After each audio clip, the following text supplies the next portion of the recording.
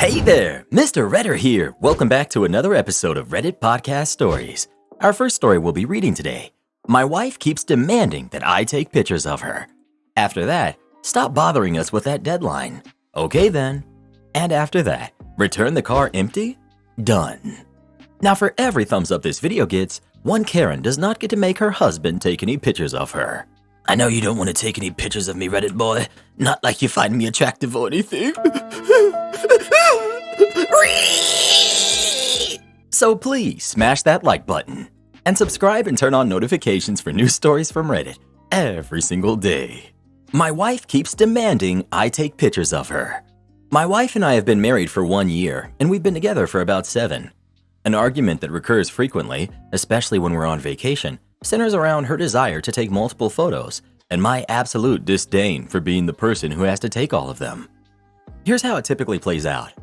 We visit a new place, she immediately asks me to take her picture. I oblige, but then she goes off on me if the picture is ugly or if she thinks I made little attempt to take a good picture. So then I have to take another one. She reviews and the process repeats until she's satisfied. Personally, I've never been big on taking photos while on vacation, and I have not traveled a lot internationally. I like to be in the moment, take in the whole sight, and get lost in my thoughts. However, I feel like I have to interrupt this experience multiple times to take her pictures or get into a selfie with her. Then I lose out on the experience because all of a sudden a photo takes precedence. In the past, I've snapped a quick picture with little effort to get back to what I was there to do, experience something new. After getting called out multiple times for my low effort, I now attempt to take a good picture or at least listen to her instructions so that I can get the picture to her liking. But recently, she's called my pictures ugly, even when I've made an attempt to take good photos. This results in me taking dozens of pictures in the same place, of the same person with the same backdrop, until she's satisfied, or until I lose patience and tell her that I'm done. Moreover, she's even gotten upset with me for posting a picture of her to social media that she didn't like, even though I actually thought the picture looked good. My wife is naturally gorgeous physically, but I don't need a good picture to show that. I'd like to consider myself a creative, and sometimes I just like a good candid picture of her eating an ice cream or fixing her glasses. But if I unwittingly share said photo on social media, a whole argument ensues. I think the whole situation is stupid. In my opinion, photographs are an afterthought, a tool, not the main objective. I want to see new things and experience new people. I have little desire to take pictures beyond what I need to remember the moment or to capture something aesthetically pleasing. I know it's reasonable to want pictures of yourself, but at some point, the whole exercise becomes excessive. In my opinion, that point is when the pictures begin to distract from the whole purpose we're there, to see and experience something new. My wife and I are currently in Italy, sitting silently in a hotel room because I objected to her 20th something selfie in front of the Colosseum. It's raining and I wanted to move to the next site. We had already taken many photos together in front of the Colosseum. Am I the jerk? You're the jerk. She's telling you this is important to her, and you're saying, okay, well, I think it's stupid. I'm a visual person. I've taken more than 30,000 photos on trips. I sketch, I paint, I make photo books after my trips. They're special for me. There's literally a meme of a boyfriend being in an awkward angle just to get a really great photo of his girlfriend because he supports her. You can easily compromise here. Set a time limit. I'll take as many photos of you as you want for 5 minutes, then we move on. But nope, you've decided it's stupid and unimportant and are likely actively damaging your relationship with your wife. For what? Well, it's settled. If there's an actual meme of something, we need to be willing to put up with it. Ain't that right, Reddit boy? The only thing I plan to put up with is the divorce attorney. How dare you? Stop bothering us with that deadline. Okay then, if you insist. Some background. I, 27 female, work in IT. I'm a well-respected and known member of the IT party circle, where I live, so to speak. I'm not jaw-dropping, but people know me and I have a very good reputation. One of the things is that I got to the point in my career when I wanted to give back, so I started mentoring others. Mostly I mentored adults and those who were closer to me in age. Career advice, how to apply for different exchange programs that can boost their professional growth and improve their speaking and writing skills, the usual. But I always loved a good challenge and decided to try and mentor kids. It's not a secret that IT and STEM are increasingly popular right now, and more people want to get into the field. Therefore, there are myriads of boot camps, hackathons, and mentoring programs for all ages. So I signed up for one such program as a mentor. Teach kids how to code with blocks, tell them what AI is, and how to develop an MVP. It sounds more complicated than it might look at first glance, especially when you're an educated professional with a degree explaining concepts that are rather complicated to kids who may have less than 1/50th of your tech knowledge. I must add that participation in the said program gives kids credits and can help them get into better schools or even be eligible for some university scholarships later in life. So only pros if you ask me. The only thing is that they must upload their MVP project to the site before the deadline. I was assigned 2 teams: primary, early middle schoolers, Team A, and high schoolers, Team B. Both had 5 members, and the youngest, in Team A, was 8 years old. I thought, OMG, that will be tough, thinking about Team A and how I'm up for a tough time. Also, since they're so young, the parents must observe Team A meetings and my lessons, and parents equal problems. Ironically, despite my worries, even with help from the parents, the kids in Team A were doing great. But the same can't be said about Team B. A little side note, with my mentees, I have 2 rules. 1. At least 1 meeting per week. At least 50% of the group must be present. 2. Communication. When I type something like tasks to do or reply to a question asked before, I ask my mentees to respond. Not even text, a thumbs up emoji will also suffice. We all know that red status doesn't mean much when you can accidentally open an app for a second and swipe it to clear RAM on the phone. So Team A attended all the meetings and responded to my assignments. There was a curriculum provided by a program to follow, and they were very well receptive overall. Team B started out okay, but then started not showing up on meetings and leaving assignments on red, but unresponded. I understand that they have a lot on their plate. Exams are no joke, but they disregarded my time, which I will not be okay with. I have a job to do, and mentoring in that program was 100% volunteering, and there was no payment for the mentors. There was, however, a very strict deadline, the middle of April, when their MVPs must be loaded onto the website for later judgment. I, even when upset, am a professional first and an angry lady second. So I wrote multiple messages asking for updates on the project, with warnings at the end that deadline is April 15th, don't miss it. After one such message, the so-called leader of Team B, Sam, wrote to me this. Hi OP, I know that you probably mean well, but you only bother the team with those deadline messages. Can't you chill out? When we need you, we will contact you and all. Just get off our hair and let us do our job. I'm sorry if that hurts your feelings. It is what it is. Heart. After I read that message, I was like, what? But I did respond that I would stop messaging if that caused tension between the team. Though the deadline is still on the 15th, and the site would reject any application that was uploaded after. Just stop, okay? Jeez, weird little face emoji thing, said Sam to that. So I decided, okay, I'm washing my hands from this. Cue malicious compliance. Since that message, I haven't written anything to Team B. I had scheduled no meetings, updates, or checkups about the curriculum or their understanding, and definitely not a written reminder of the deadline once. Deadline came, Team A uploaded their project with no issues, and their parents even bought me a nice box of chocolates as a thank you gesture. Just like the deadline came and went, Team B started bombarding chat, asking me to help because something is wrong with the site. We can't upload our project. I entered the chat and said, yes, it will not upload. No, it is not an issue with the site. The deadline has passed. So if you try to upload, it will only show you an error message. I warned you kids. No extra credits, no nothing. The rules of that program are simple, but they are hard, no exception ones. Team B tried to blame me, saying that as a mentor, it was my job to ensure they would succeed. I reminded them that my job as a mentor is to provide support and guidance, keep track of their progress, and remind them of the deadline, which, all of the above, they, via Sam, asked me not to. And since I respected their boundaries, I did exactly what they had requested. They can sulk as much as they want. I have all our communication in writing, so they don't have a leg to stand on when trying to accuse me of sabotaging them in the program. Tough luck, kids. Return the car empty? Done. Talking to my grandmother earlier today reminded me of this story from a number of years ago. I live in Sydney and used to fly up to the Gold Coast 3 or 4 times a year to check on my grandmother. The whole family was in Sydney, so someone would usually pop up once each month to help her out. Anyway, I would always rent a car from Hertz when I arrived. At the time, they offered a prepaid fuel option where you would pay an amount and not need to refuel before return. It was usually less than you would pay at the local service station, so I usually took this option. As I picked up the keys to this shiny new manual Toyota Corolla, the woman simply said to me, "So you have the prepaid fuel, just bring it back empty."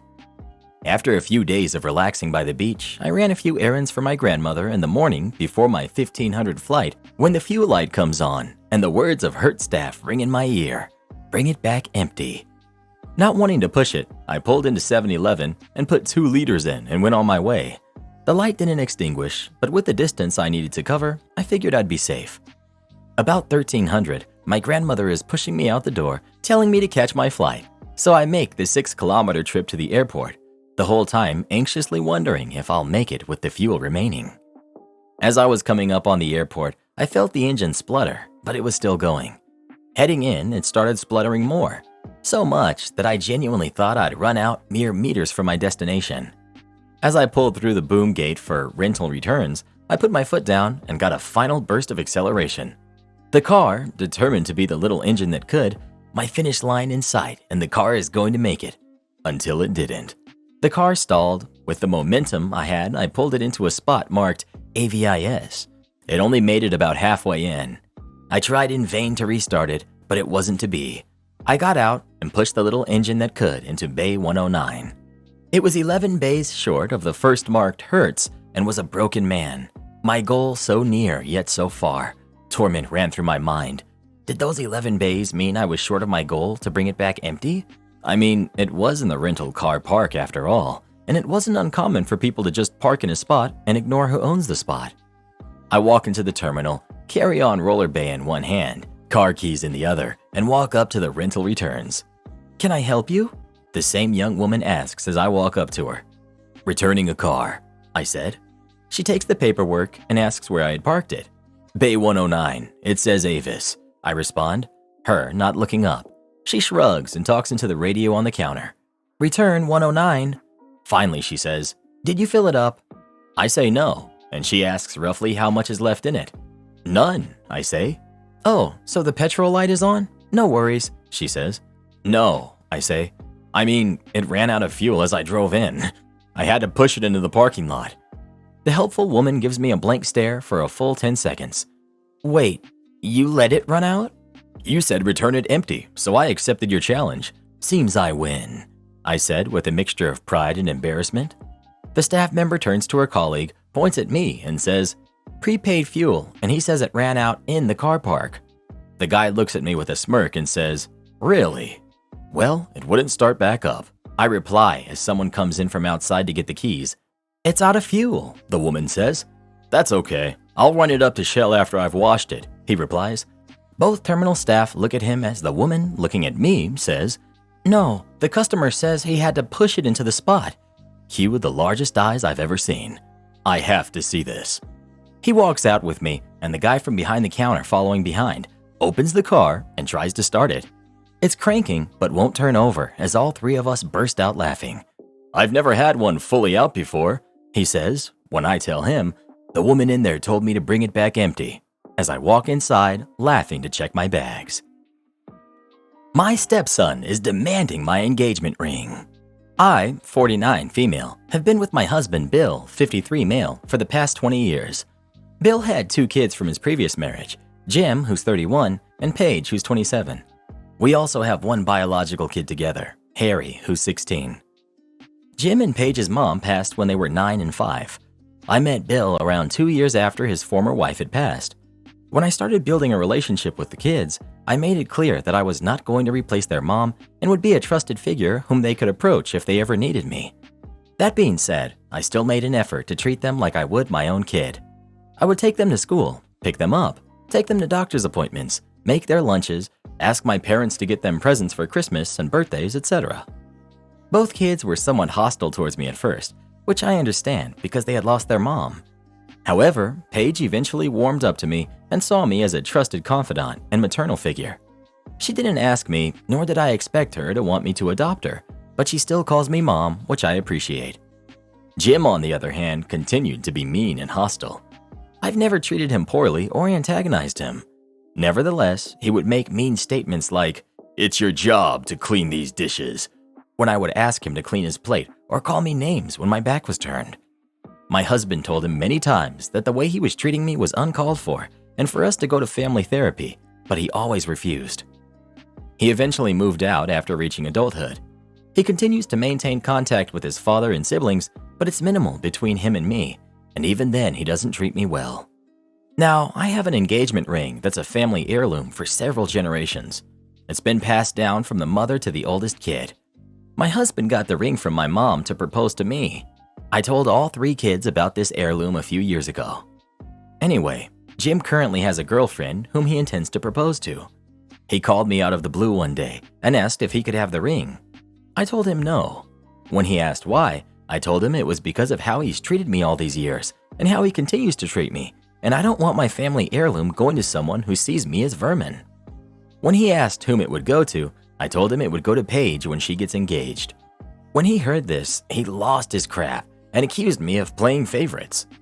I eventually hung up when he wouldn't stop insulting me, and I blocked his number.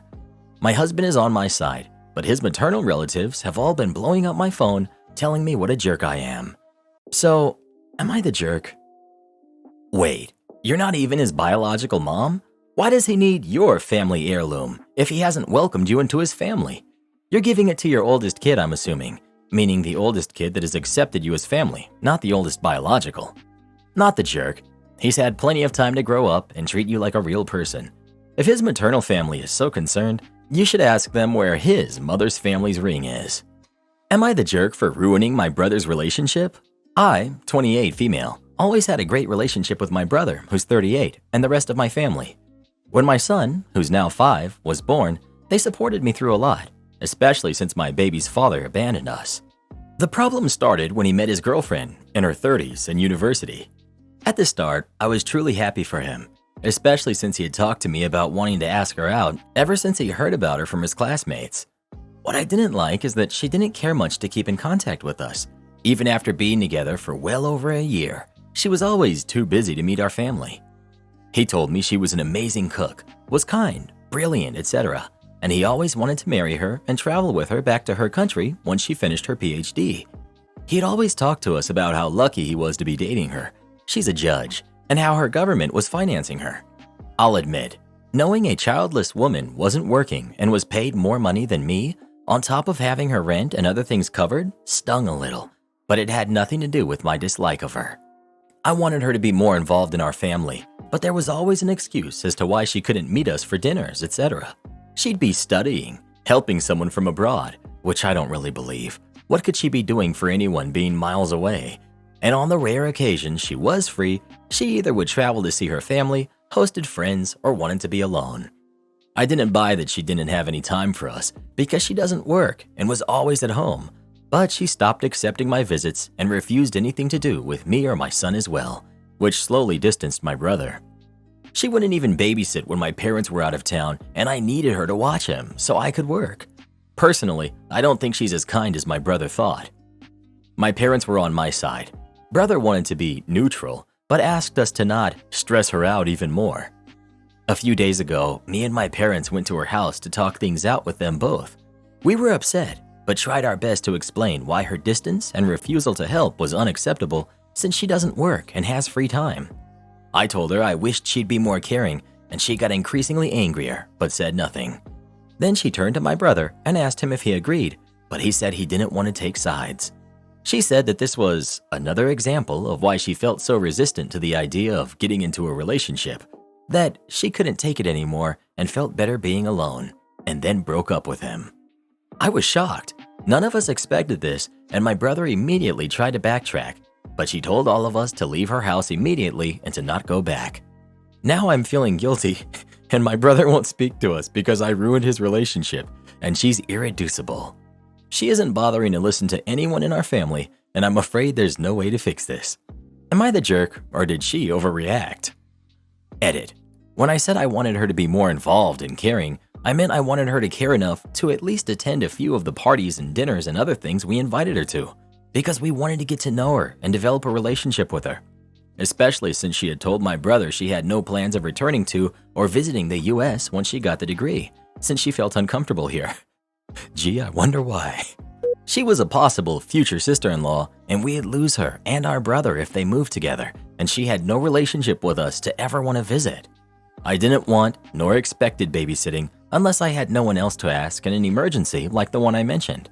Then I asked her because I thought that since she was on a paid leave from work, she could be flexible. But from what I read, from all of these responses, some who didn't need to be so mean by the way, it seems I was wrong to assume that. Also, by not wanting anything to do with my son, I also meant that she gray-rocked me when I tried to speak to her about him or show photos. You're the jerk. Not her responsibility to watch your kids or be there for your whims or amusement. And be honest with yourself. The fact that she's childless and does have free time bothers you. You're not entitled to her time. Keep repeating that to yourself until it gets through to you. You can't use a competitor's phone. Well, folks, for those of you who don't know, I work on cell phone towers. I used to work in an extremely remote rural area for a now defunct small cell phone company. The conversations are to the best of my recollection.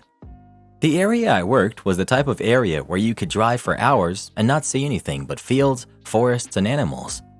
Most of the sites I had were what were referred to as island sites, meaning they don't hand off to another cell tower. And most of these sites were about 30 minutes apart on a good day. Well, I worked nights, but you get the drift. So it came around that a competitor had located quite a few sites near our sites. I, being of the mindset of efficiency, purchased a phone from them, and with approval from my boss, kept it ready, especially during upgrades. But he was the type when anyone above him says, boo, he'd jump and ask how high. So a couple of months later, boss's boss leaves, and we get new boss's boss, who spent 250% of his life in the confines of New York City. Within his first week, he's working the switch and sees me call in from our competitor's number. Of course, he takes offense to this, and it quickly comes down that nobody may use a competitor's phone. I bring up my concerns, but they don't need to do this in New York City, so we're not going to do this. Mind you, my job is to shut down our sites and upgrade or repair them. Yes, I'm the guy you love to hate when you can't make a phone call. And so it happens a short time later, I'm at one of my most remote sites, a 45-minute drive to the next site on a good day, about 4 hours from home. I do my diligence, call the switch, tell them what I need them to change and shut down the site. An hour later, site's not up. I go through everything on my end. Yep, everything's good. Oh no. Now there's a couple of payphones, but they were the competitor's phone. So I start driving. It takes me about an hour and a half to get to the next site because of a freak blizzard. Crap, that site's down too. Roll on to the next site, usually about 30 minutes, but it's snowing hard and the roads are horrible. 2.5 hours on the road after leaving the original site, I finally get service. Pull over, and in 5 minutes, we figured out the switch crossed a number and took down the wrong site. Switch promises to fix it, and I drive 3 hours back to the original site. 30 minutes later, it's still not up. This time, it takes an hour to get to the closest site, call the switch again, and get it up. And after about 30 minutes, I verify it's up. Hooray! But I still have to drive back, clean up, and make some testing calls. 18 some odd hours after I left my driveway, I pull back in and submit my time, complete with the overtime. It's my Friday. I turn off my phone and hit the bed. Monday morning, I turn on my phone for our weekly call-in meeting, and I kid you not, it buzzes with new texts and voicemails for 20 straight minutes, all from boss and boss's boss. I jump on the call, and first thing I hear is boss's boss. Why did you have a nearly 9-hour outage for a 30-minute upgrade? Before I get a word in. And how dare you claim 9 hours of overtime when you were clearly messing around, not doing your job? Me. Well, there were a series of issues outside of the site, and a freak snowstorm slowed my response. I hit send on emails I had already prepared before clocking out for the weekend with full rundown of events for the night, as a reply to the emails coming down from him dismissing my needs for a competitor's phone, and included his boss, vice president of the company. I don't want to hear excuses from you. Why didn't you just use a payphone and call for help? Literally everyone on the call groaned. Me. In case you don't remember, I just replied to a series of emails where you forbade me under threat of termination from using a competitor's phone. At this point, I hear VP join our call. And since payphones are owned by a competitor, I spent 6 hours driving around in a blizzard searching for service, instead of spending 45 minutes to an hour making a call on a competitor's phone. I never threatened to terminate anyone. Don't be stupid. You could have used a payphone. VP cuts in. It appears, bad boss, that you do not remember what you said, and Mr. Kerr has clearly documented his actions on the night in question. Bad boss, please call me immediately. Thank you everyone else for your time this morning. Please have a good day. This meeting is over. Bad boss was removed shortly afterwards, having a fairly rocky rest of his short employment. I now work for the company which purchased our competitor. I've moved to my home state, but I still work a rural market. It's not quite as bad. My sister doesn't want to free her live-in unpaid maid, so I got her fired. Backstory. Many of you have probably heard stories of families with strong hierarchy structure, normally with the eldest in the family having the most influence. My family is one of them, except that my parents are deadbeats, so my eldest sister, who's 31, our entitled mother, raised all 5 of us. She's the boss of the family. She says jump, everyone says how high. The focal point of the story is my younger sister, who's 20. We'll call her little sister.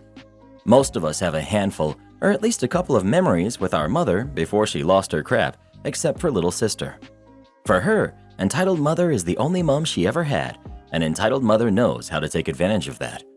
All of us noped out of our parents' house as soon as we turned 18, except for entitled mother, who waited until little sister and our brother were raised and in their mid-teens to move across the country, and soon found jobs and accommodations for all of us to move to the same state as her. Little sister begged for years to move in with her, but entitled mother always denied, saying that somebody had to take care of our father, and because she and her new husband needed privacy and space. That was until entitled mother got pregnant. She got little sister to move in with her, and she's been there for the past 2.5 years, helping out. Now to the story. Entitled father's family wanted to visit for a couple of weeks, so little sister had to stay with me for that time so they could use her room. It's worth noting that entitled mother didn't ask or let me know about it. She just dropped little sister off. One day, she saw me studying for my master's degree and said something about how she always wanted to go to college, and this is how it went. Me. So, why don't you? Little sister. Oh, I talked to entitled mother about it, but she said not everyone is the college type and that I wouldn't have time to work, study, and take care of niece at the same time, and it's expensive. Me. Most people work and study at the same time, and she can put niece in a daycare. I'm sure it wouldn't be that much more expensive than what she's already paying you. Little sister. She doesn't pay me. She already gives me food and shelter, and if I need money, I just take a shift at work. And this is how I learned my sister was not only babysitting, but also cleaning the whole house for free every day. She was only working 8 hours a week at her normal job because she was too busy taking care of our niece. Long story short, it took me weeks to convince her to apply to community college, and then more weeks on the actual process, but she finally got confirmation she would start in September. All of that behind entitled mother's back. She was planning on telling everyone the next time we all got together, which would be Independence Day. But before that could happen, entitled mother got everyone together at her house to announce that she was pregnant. Little sister starts crying because now she wouldn't be allowed to go to college. Entitled mother gets deeply hurt and offended that she planned this behind her back. I butt in. Our other siblings butt in. It's just generally a mess. How could you do this to me? Who's going to take care of the babies? I can't believe you'd be so selfish. If you like OP so much, go stay with her. These were all some of the things she said. She kicked me and little sister out, who stayed with me until they made peace. Both of our siblings reached out, one to say that I should have minded my own business, and the other to tell me that she was on my side but wouldn't say anything. After that, little sister moved back with her and didn't go to college, but they agreed she would get paid $6 an hour and be allowed to take more shifts at her job until the baby is born, and then go to real college after the kid turns 1 year old. I know it's messed up, but all of them, especially my little sister, worship entitled mother like a god. I waited a year to act on my revenge, making sure my sister had saved up enough money to live on her own. The revenge. First, what I did was research the legality of paying a homeless person in food and shelter. In the US, and depending on the state, it's legal as long as you do not cross the line and the person becomes an employee. For example, you can give the person a list of tasks you want done. However, you cannot say it has to be done in a certain amount of time. You also cannot request someone to be somewhere at a certain time. You can ask, but not demand on the time. It comes down to a choice of words. Also, you have to comply with rental laws. If your local laws say that you must give 30 days notice to a tenant, then you must give 30 days notice to this person as well. I had proof of all of the situation. Several screenshots of entitled mother admitting to not paying and not allowing little sister to move out or get a job, and also admitting to kicking her out whenever she wanted. All this technicality seemed worthless since no one would sue her. But that didn't matter. I just wanted to make sure that her boss knew that if she were to be sued, it would be a sure case. Entitled mother works for a civil rights attorney's office, so discovering she has a literal modern-day slave would probably get her fired. I could have just created a burner email and sent it all to her boss, but then they would explain to her why she's getting fired, and that would get me and little sister in trouble. So what did I do? Entitled mother was always complaining about one of the bosses on her job that hated her and had tried to get her fired for ages. I went to the company's site, found the woman. Thankfully, she was the only Ashley that worked there. Found her on Instagram and Facebook. There, she had a post tagging her yoga studio. Went to said yoga studio and created my membership. It took a few weeks of trial and error trying to find exactly what class Ashley belonged to, but I finally found her. Then I went to yoga class every Tuesday and Friday at 8 a.m. for months, slowly building a friendship with her. Around 3 months in, she asked me to follow her on Instagram, and I was already prepared for this scenario, having deleted the few pictures I had with entitled mother. After 9 months, when our friendship was a strong baby, I brought up the crazy coincidence that I found out she worked with entitled mother. Before things could get awkward, I said, "It's ironic that she works for civil rights, considering, everything." That got Ashley's attention. I told her everything, showed every screenshot. I could practically see her eyes shining. They had their own history that is not important to the story. All you need to know is, entitled mother is a jerk. Ashley wants revenge as much as I do. I told her about little sister's situation and why entitled mother couldn't ever know about this. This is why being friends with Ashley was so important. If I had just sent them the proof and explained the situation, they would have probably just ignored it, since this was a very legitimate reason to fire her, and they wouldn't risk firing her for a minor mistake and maybe getting sued. I sent her the files with her promise that entitled mother wouldn't hear about this, but she needed it to convince the other owner, who was the reason why she wasn't fired yet. 2 months later, entitled mother was fired for her minor mistakes, lateness, and general bad productivity. Small victory, sure, but I loved coming to visit her during the 4 months she was unemployed. She was looking so tired and miserable all the time since she had no money to pay for a babysitter and little sister is away at college, so she actually has to take care of her kids. Support our channel by joining as a member today, and we'll give you a shout out in our next video. Or come watch this video next. You won't believe what Karen does in that one.